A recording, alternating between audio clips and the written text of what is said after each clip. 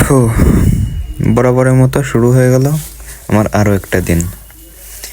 তো সকালবেলায় অ্যালার্মের শব্দে ঘুম ভেঙে একটু ফ্রেশ হয়ে তারপর চলে যাই দৌড়াতে।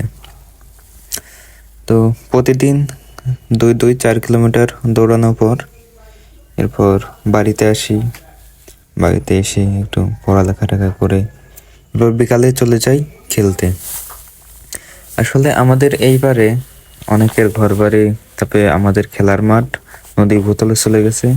দ্যাটস আমরা খেলতে যাই ওপার, কারণ ওপার অনেক জায়গা পড়ে থাকে এমনিতেই। তো সেইখানে আমরা খেলাধুলা করি। বিকালে আমাদের গ্রামের সবাই মিলে চলে যাই ওপার খেলা করতে।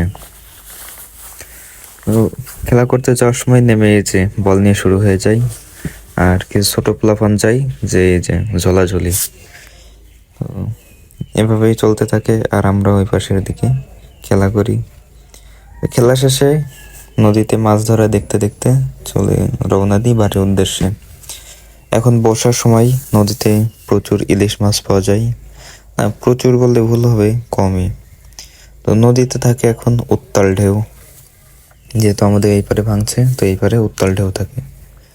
তারপর বাড়িতে এসে কিছু ভিডিও করছি, সেগুলো আপনাদের মাঝে প্রেজেন্টেশন করার জন্য একটু এডিট করে সুন্দরভাবে আপনাদের মাঝে এরকম উপস্থাপন করি।